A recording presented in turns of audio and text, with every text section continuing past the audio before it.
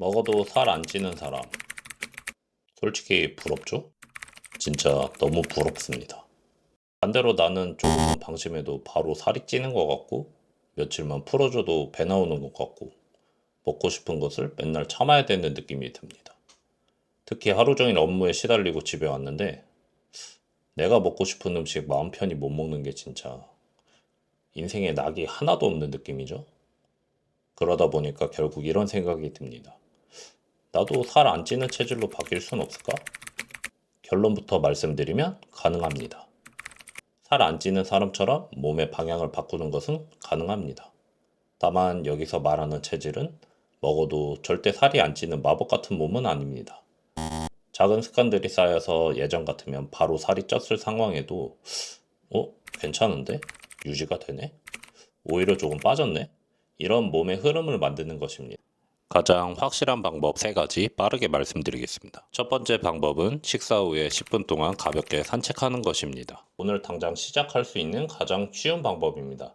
밥을 먹고 누우면 우리 몸은 에너지를 쓰기도 전에 음식을 전부 지방으로 저장하기 시작합니다. 특히 밥이나 면, 빵 같은 탄수화물을 먹고 누우면 혈액 속의 당분이 급격하게 많아지는데요. 이 상태에서 오래 시간이 지속되면 우리 몸은 당분을 살로 바꾸는 호르몬인 인슐린을 과도하게 분비하게 되고 결국 무엇을 먹던 쉽게 살이 찌는 체질로 바뀌게 됩니다. 그래서 밥을 먹고 나서 딱 10분 가볍게 산책을 하는 것이 좋습니다. 당뇨 분야의 전 세계 최고 권위인 미국 당뇨병 학회지에도 실제 연구 결과가 있습니다. 밥을 먹고 나서 10분만 가볍게 산책을 해도 식후 혈당이 12% 정도나 더 잘 떨어지게 됩니다.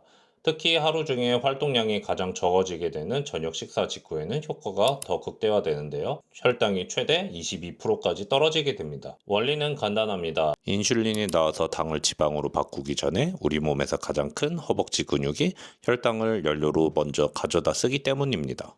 식사 후 10분 동안의 가벼운 산책은 소화도 잘 되고 살도 안 찌게 되는 최고의 가성비 시간입니다. 두 번째, 탄수화물은 무조건 마지막에 먹기입니다. 따로 식단을 짜지 않아도 먹는 순서만 바꾸면 살 안 찌는 체질을 만들 수 있습니다. 식탁에 채소, 고기, 그리고 밥이 있다면 딱 이 순서대로 드셔보세요.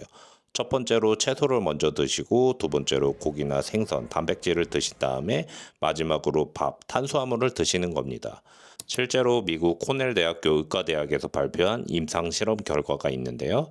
똑같은 음식을 먹더라도 탄수화물을 가장 마지막에 먹었더니 식후 30분 뒤에 혈당은 무려 29%, 1시간 뒤에는 혈당이 37%나 낮아졌습니다. 살을 찌우는 호르몬인 인슐린 수치조차 유의미하게 뚝 떨어졌습니다. 식이섬유와 단백질이 위장에 먼저 들어가 탄수화물이 소화되는 속도를 강력하게 늦춰주기 때문입니다. 세 번째, 식사하기 5분 전 천연 방어막 치기입니다. 밥 먹기 딱 5분 전에 의도적으로 좋은 지방을 먼저 먹어서 당 흡수를 막아내는 방법이 있습니다. 바로 땅콩버터 한 숟가락, 천연버터 한 조각, 혹은 올리브오일 한 스푼을 먹는 건데요. 다이어트를 하는데 기름진 지방을 먹으라고 하니 의아하시겠지만 여기에는 강력한 과학적 이유가 있습니다. 세계 최고 권위인 내분비약 학술지에 실린 실제 임상 실험 결과인데요. 연구에 따르면 식사하기 전에 좋은 지방을 먼저 먹었더니 위장이 음식을 소화시켜 아래로 내려보내는 속도가 무려 2배 이상 느려졌습니다. 지방이 위장 속에 강력한 소화 브레이크 역할을 해준 것인데요. 이렇게 위장을 한번 거르고 나면 뒤이어 탄수화물이 들어와도 당분이 살로 흡수되는 속도가 물리적으로 늦춰집니다. 실제 논문의 최종 결론을 보면요. 식사하기 전에 지방을 섭취하면 위 배출 속도가 선제히 느려지고 식후 포도당 인슐린 상승이 완화된다고 명확하게 밝혀져 있습니다. 게다가 지방은 인슐린을 거의 자극하지 않는데요. 동시에 미리 차오르는 포만감 때문에 이후에 먹는 식사량도 자연스럽게 조절해주는 가장 영리한 방법이 됩니다. 오늘부터 당장 제가 말씀드린 살 안 찌는 체질이 되는 3가지 방법부터 실행해보세요. 혹시 어려운 게 있나요? 처음부터 완벽할 필요는 없습니다. 내 몸에 작은 변화가 생기기 시작하면 그때는 걸을 수 있는 거고 그렇게 몸이 천천히 적응하고 나면 결국 뛸 수 있습니다.